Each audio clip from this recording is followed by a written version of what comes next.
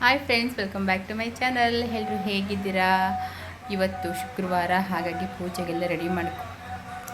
Disturbance friends, ಯಾರಾದರೂ ಒಬ್ಬರು ಬರ್ತಾ ಇರ್ತಾರೆ ನಮ್ಮ ಮನೆ ಸೈಡ್.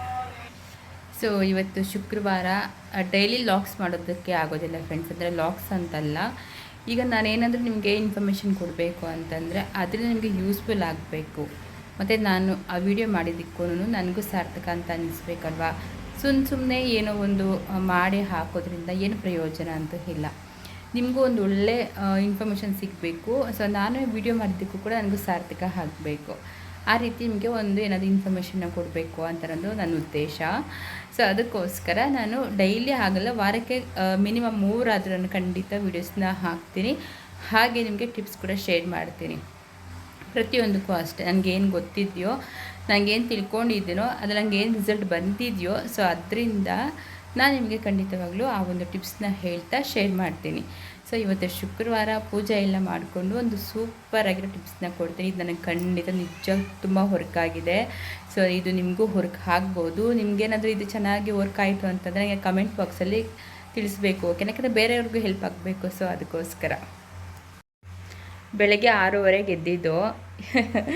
ಇವಳು ಸಂಜೆ ಮಧ್ಯಾಹ್ನ ಆವಾಗಲೇ ಊಟ ಎಲ್ಲ ಮುಗಿಸಿನೇ ಮಲಸಿದ್ದು. ಯಾಕಂತಂದರೆ ಅರುಣ್ ಬಂದರೆ ಕಾಟ ಕೊಡ್ತಾಳೆ, ಅವ್ರು ನಿದ್ದೆ ಮಾಡೋದಕ್ಕೆ ಬಿಡಲ್ಲ. ಹಾಗಾಗಿ ಅವರು ಮನೆಗೆ ಬರೋಷ್ಟರಲ್ಲಿ 2 ಗಂಟೆ ಆಗ್ತೈತೆ. ಅಷ್ಟರಲ್ಲಿ ಅಡುಗೆ ಮಾಡಿರ್ತೀನಿ, ಮುದ್ದೆ ಸಾಂಬಾರೆಲ್ಲ ಮಾಡಿಟ್ಟಿರ್ತೀನಿ. ತಿಂದ್ಬಿಟ್ಟು ಅವರು ಮಲಗ್ತಾರೆ. ಅವಾಗ ಇನ್ನೊಂದು ಸಾರಿ ಇವಳಿಗೆ ಊಟ ಎಲ್ಲ ಮಾಡಿಸ್ಬಿಟ್ಟು ನಿದ್ದೆ ಮಾಡಿಸ್ತೀನಿ. ಆ ಟೈಮಲ್ಲಿ ನಾನೇನಾದರೂ ಬೇರೆ ಕೆಲಸ ಮಾಡ್ಕೊಳ್ಬೋದು, ಎಲ್ಲರೂ ಆರಾಮಾಗಿ ನಿದ್ದೆ ಮಾಡ್ತಾ ಇರ್ತಾರೆ ಅಂತ.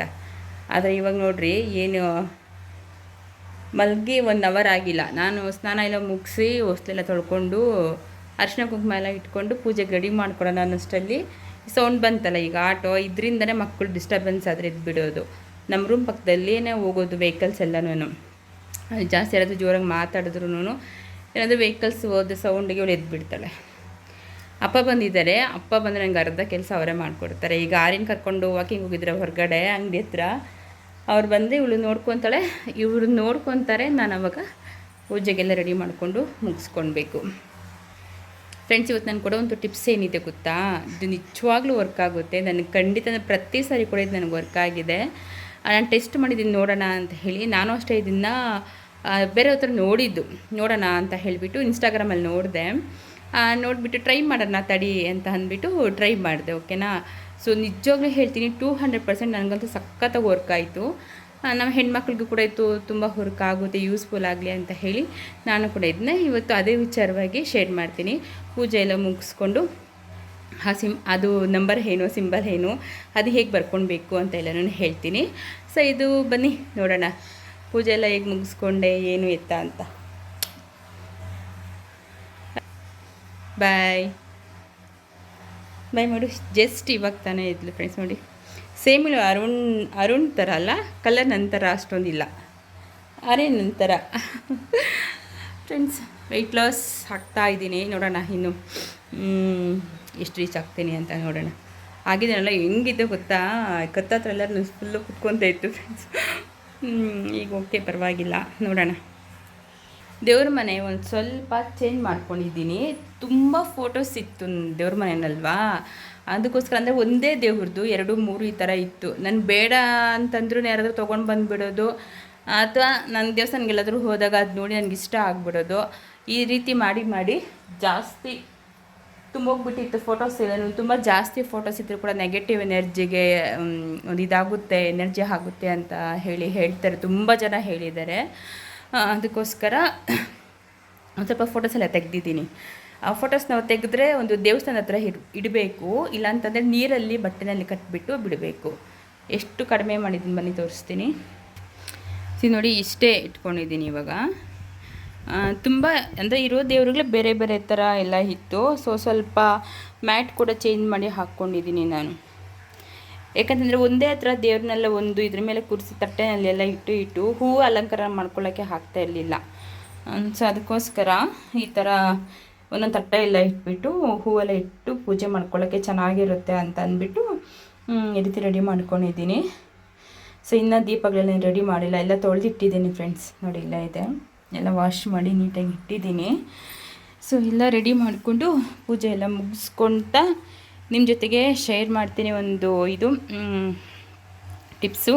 ಸೊ ಅದು ನಿಮಗೆ ರಿಸಲ್ಟ್ ಬಂದಮೇಲೆ ನನಗೆ ಬಂತೋ ಇಲ್ವೋ ಅಂತ ಕಮೆಂಟ್ ಹಾಕಿ, ಓಕೆನಾ? ಯಾಕಂದರೆ ಇದು ನನಗೆ ವರ್ಕ್ ಆಗಿದೆ, ನನ್ನ ವ್ಯೂವರ್ಸ್ಗೂ ಕೂಡ ಇದು ವರ್ಕ್ ಆಗಲಿ ಅಂತ ಹೇಳಿಬಿಟ್ಟು ಹೇಳ್ತಾ ಇದ್ದೀನಿ. ಸೊ ಬನ್ನಿ ಫ್ರೆಂಡ್ಸ್, ಪೂಜೆನ ಮುಗಿಸ್ಕೊಂಬಿಡೋಣ. ಫಸ್ಟು ಸಂಜೆ 6:30 ಒಳಗಡೆ 7 ಗಂಟೆ ಒಳಗಡೆ ಪೂಜೆ ಮುಗಿಸ್ಕೊಂಬಿಟ್ರೆ ಶುಕ್ರವಾರ ಸಮಾಧಾನ. ನನಗೇನೋ ಗೊತ್ತಿಲ್ಲ, ಬಟ್ ಶುಕ್ರವಾರದ ಹೊತ್ತು ಸಂಜೆ ಪೂಜೆ ಮಾಡಿದ್ರೇ ಇಷ್ಟ. ಯಾಕಂದರೆ ಗೋಧೂಳಿ ಲಗ್ನ ಶುಕ್ರವಾರ ಲಕ್ಷ್ಮೀ ಪೂಜೆನ ಮಾತ್ರ ಸಂಜೆ ಪೂಜೆ ಮಾಡೋದು ಒಳ್ಳೆಯದು ಅಂತ ಹೇಳ್ತಾರೆ. ಇನ್ನು ನಾವು ಬೆಳಗ್ಗೆ ಪೂಜೆ ಮಾಡೋದಾದರೆ ಬೆಳಗ್ಗೆ 6 ಗಂಟೆ ಒಳಗಡೆ ಮಹಾಲಕ್ಷ್ಮಿ ಅಮ್ಮನವ್ರಿಗೆ ಶುಕ್ರ ಹೋರ ಟೈಮ್ ಬರುತ್ತೆ 6 ಗಂಟೆ ಒಳಗಡೆ. ಸೊ ಅವಾಗ ಪೂಜೆ ಮಾಡ್ಕೊಂಡ್ರಂತ ಎಕ್ಸಲೆಂಟ್ ಸೂಪರ್ ರಿಸಲ್ಟು. ನಾವೇನು ಕೇಳ್ಕೊತಾರೆ ಅದು ಕೊಡ್ತಾರೆ, ಓಕೆನಾ? ಸೊ ಯಾರಾದರೂ ಮಾಡ್ಕೊಂಡಂಗಿದೆ ಬೆಳಿಗ್ಗೆ 6 ಗಂಟೆ ಒಳಗಡೆ ಲಕ್ಷ್ಮೀ ಪೂಜೆಯನ್ನು ಮಾಡಿಕೊಂಡು ಅಮ್ಮನವ್ರಿಗೆ ಅಭಿಷೇಕ ಮಾಡಿಕೊಂಡು ಮತ್ತು ಕನಕದಾರ ಶ್ಲೋಕ ಹೇಳ್ಕೊಂಡು ಅಮ್ಮನವ್ರ ಅಷ್ಟೋತ್ತರ ಹೇಳ್ಕೊಂಡು ಪೂಜೆ ಮಾಡ್ಕೊಳ್ಳಿ, ಸೂಪರ್ ರಿಸಲ್ಟ್ ಬರುತ್ತೆ. ಸೊ ನೆಕ್ಸ್ಟ್ ಟಿಪ್ಸ್ ಏನು ಬನ್ನಿ ಹೇಳ್ತೀನಿ. ಹಾಗೆ ಕಾಮಾಕ್ಷಿ ಅಮ್ಮನವ್ರ ದೀಪವನ್ನು ಈ ರೀತಿಯಾಗಿ ಅರಿಶಿನ ಕುಂಕುಮ ಎಲ್ಲ ಇಟ್ಕೊಂಡು ರೆಡಿ ಮಾಡ್ಕೊತಿದ್ದೀನಿ. ಈ ರೀತಿ ಕಾಮಾಕ್ಷಿ ಅಮ್ಮನವರ ದೀಪಕ್ಕೆ ಅಲಂಕಾರ ಮಾಡಿದ್ರೆ ತುಂಬಾ ಖುಷಿಯಾಗುತ್ತೆ. ಇನ್ನು ದೇವ್ರ ಮನೆಯಲ್ಲಿ ಪೂಜೆಗೆಲ್ಲ ರೆಡಿ ಮಾಡಿ ಇಟ್ಟು ತುಳಸಿ ಗಿಡಕ್ಕೆ ಮೊದಲು ಪೂಜೆ ಮಾಡಬೇಕು, ಆನಂತರ ಹೊಸ್ಲೆ ಪೂಜೆ ಮಾಡಿಕೊಂಡು ಅದಾದಮೇಲೆ ನಾವು ದೇವ್ರ ಮನೇಲಿ ಪೂಜೆ ಮಾಡಬೇಕು. ಟೈಮ್ ಈಗ 6 ಗಂಟೆ ಆಗಿದೆ ಫ್ರೆಂಡ್ಸ್. ಎಷ್ಟು ಬೆಳಗ್ಗೆ ಗೊತ್ತಾ? ನೋಡಿ ಎಷ್ಟು ಬಿಸಿಲು ಬರ್ತಾ ಇದೆ ಅಂತಂದರೆ ಇನ್ನೂ ಟೈಮ್ ಒಂದು 5 ಗಂಟೆ ಆಗಿರೋ ಥರ ಕಾಣಿಸ್ತಾ ಇದೆ. ನೋಡಿ, ಹೊಸ್ಲಿಗೆಲ್ಲ ರಂಗೋಲಿ ಎಲ್ಲ ಹಾಕಿ ರೆಡಿ ಮಾಡ್ಕೊಂಡು ಹೂವೆಲ್ಲ ಇಟ್ಟಿದ್ರೆ ಆ ಋಷಿ ಎಲ್ಲ ನೀಟಾಗಿ ಅಡ್ಸಾಕಿದ್ದಾಳೆ ಎಲ್ಲ. ದೇವ್ರ ಮನೇಲಿ ಪೂಜೆ ಎಲ್ಲ ಕೂಡ ರೆಡಿ ಮಾಡ್ಕೊಂಡಿದ್ದೀನಿ. ಸೊ ಈ ರೀತಿ ಸ್ವಲ್ಪ ಚೇಂಜ್ ಮಾಡ್ಕೊಂಡಿದ್ದೀನಲ್ಲ, ದೇವ್ರ ಫೋಟೋಸ್ ಎಲ್ಲ ಸ್ವಲ್ಪ ಕಡಿಮೆ ಮಾಡ್ಕೊಂಡಿದ್ದೀನಿ. ಇನ್ನು ಈ ರೀತಿಯಾಗಿ ಇಟ್ಕೊಂಡಿದ್ದೀನಿ, ಚೆನ್ನಾಗಿರುತ್ತೆ ದೇವ್ರಿಗೆ ಹೂವಿನಿಂದ ಎಲ್ಲ ಅಲಂಕಾರ ಮಾಡ್ಕೊಳ್ಳೋದಕ್ಕೆ. ಒಂದೇ ತಟ್ಟೆನಲ್ಲಿ ಇಡೋದ್ರಿಂದ ದೇವ್ರಿಗೆ ಸರಿಯಾಗಿ ಅಲಂಕಾರ ಮಾಡೋದಕ್ಕೆ ಹೂ ಇಡೋದಕ್ಕೆ ಆಗೋದಿಲ್ಲ ಅಂತಂದ್ಬಿಟ್ಟು ಈ ರೀತಿಯಾಗಿ ದೇವ್ರ ಮನೆಯನ್ನು ಹೊಸದಾಗಿ ರೆಡಿ ಮಾಡ್ಕೊಂಡಿದ್ದೀನಿ. ಅಷ್ಟರಲ್ಲೇ ರಂಗೋಲಿ, ಶಂಕು ಚಕ್ರ ಮತ್ತು ಕುಬೇರ ರಂಗೋಲಿ ಮತ್ತು ಶ್ರೀಮನ್ನು ಒಂದು ಅಕ್ಷರ. ಇನ್ನು ನೈವೇದ್ಯಕ್ಕೆ ನಾನು ಬಾಳೆಹಣ್ಣು, ಕಡಲೆಪಪ್ಪು, ಬೆಲ್ಲ ಇದನ್ನೆಲ್ಲ ಇಟ್ಕೊಂಡಿದ್ದೀನಿ. ರಾಯರಿಗೂ ಕೂಡ ಈ ರೀತಿ ಹೂವನ್ನೆಲ್ಲ ಇಟ್ಕೊಂಡು ಪೂಜೆಗೆ ರೆಡಿ ಮಾಡ್ಕೊಂಡಿದ್ದೆ ಆಯಿತು. ಏನು ದೀಪಾರಾಧನೆ ಮಾಡಿಕೊಂಡೆ, ದೀಪ ಎಲ್ಲ ಹಚ್ಚಿಬಿಟ್ಟು ದೀಪಾರಾಧನೆ ಕೂಡ ಮಾಡ್ಕೊಂಡಿದ್ದೀನಿ. ಹೇಗೆ ಕಾಣಿಸ್ತಿದೆ ಹೇಳಿ ದೇವ್ರ ಮನೆ? ಮೊದಲು ಚೆನ್ನಾಗಿತ್ತ, ಇವಾಗ ಚೆನ್ನಾಗಿ ಕಾಣಿಸ್ತಾ ಇದೆಯಾ ಅಂತ ಹೇಳಿ.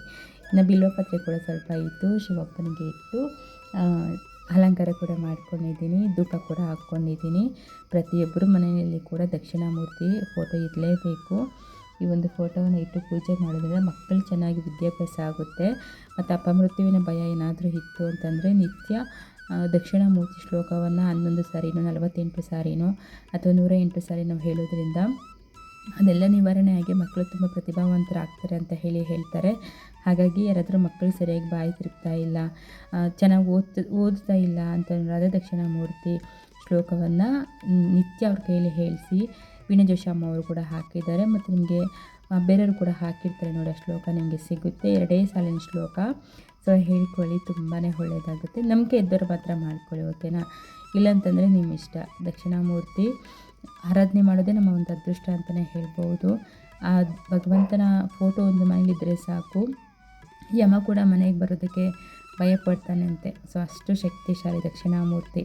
ಇನ್ನು ಇವತ್ತಿನ ಟಿಪ್ಸ್ ಬಂದು, ನಾನು ನೋಡಿ ಕೈ ಮೇಲೆ ಈ ಥರ ಚಿಹ್ನೆ ಬರ್ಕೊಂಡಿದ್ದೀನಿ ನೋಡಿ. ನಮ್ಮ ಲೆಫ್ಟ್ ಕೈ ಕೆಳಗಡೆ ಶುಕ್ರ ಪರ್ವ ಅಂತ ಹೇಳಿದ್ನ ಕರಿತೀವಿ, ಓಕೆನಾ? ಅಲ್ಲಿ ಈ ಗ್ರೀನ್ ಕಲರ್ ಪೆನ್ನಲ್ಲಿ ನಾನು ತೋರಿಸ್ತಿದ್ದೀನಿ ನೋಡಿ ಸಿಂಬಲ್ಲು. ಫಸ್ಟ್ ಮೇಲೆ ಒಂದು ಅಡ್ಡ ಗೆರೆ ಹಾಕಿ ನಂತರ ಈ ರೀತಿ ಕೆಳಗಡೆ ಇಂಟು ಮಾರ್ಕ್ ಥರ ಹಾಕಿದ್ನಲ್ಲ, ಸೊ ಆ ಥರ ಹಾಕ್ಬಿಟ್ಟು 3 ಚುಕ್ಕೆನ ಈ ರೀತಿ 3 ಚುಕ್ಕೆಯನ್ನು ಇಟ್ಕೊಬೇಕು. ಅದು ಗ್ರೀನ್ ಕಲರ್ ಪೆನ್ನಲ್ಲೇ ನಾವು ಮಾಡ್ಕೊಳ್ಬೋದು, ಸ್ಕೆಚ್ ಪೆನ್ನು, ಮಾರ್ಕರ್ ಅಥವಾ ಏನಾದರೂ ಆಗಲಿ. ಇದನ್ನು ಬರ್ಕೊಳ್ಬೇಕಾದ್ರೆ ಹಲವು ಮೂಲಗಳಿಂದ ಹಣವನ್ನು ಹುಡುಕಿಕೊಂಡು ಬರ್ತಾ ಇರೋದಕ್ಕೆ ಇದಕ್ಕೆ ಧನ್ಯವಾದಗಳು ಅಂತ ಹೇಳ್ಕೊಳ್ಳಿ. ಇದು ನಿಜವಾಗ್ಲೂ ತುಂಬ ಚೆನ್ನಾಗಿ ವರ್ಕ್ ಆಗಿದೆ, ಅದಕ್ಕೋಸ್ಕರ ನಿಮಗೂ ಕೂಡ ಶೇರ್ ಮಾಡ್ತಿದ್ದೀನಿ. ನೀವು ಕೂಡ ಟ್ರೈ ಮಾಡಿ, ಆಮೇಲೆ ಕಮೆಂಟ್ ಮಾಡಿ, ಓಕೆ? ಇದು ಒಂದು ಏಂಜಲ್ ಸಿಂಬಲ್ಲು, ಮನಿ ಸಿಂಬಲ್ ಅಂತ ಕೂಡ ಹೇಳಬಹುದು. ನಿಜವಾಗ್ಲೂ ಹೇಳ್ತೀನಿ, ತುಂಬ ಚೆನ್ನಾಗಿ ವರ್ಕ್ ಆಗಿದೆ. ಆ್ಯಂಡ್ ನೀವು ಕೂಡ ಇದನ್ನು ಯೂಸ್ ಮಾಡಿಕೊಳ್ಳಿ ಅಂತ ಹೇಳಿ ಶೇರ್ ಮಾಡ್ತಾಯಿದ್ದೀನಿ. ಸೊ ನೆಕ್ಸ್ಟ್ ವೀಡಿಯೋದಲ್ಲಿ ಮತ್ತೆ ಸಿಗ್ತೀನಿ ಫ್ರೆಂಡ್ಸ್. ಅಲ್ಲಿವರೆಗೂ take care, bye and love you all.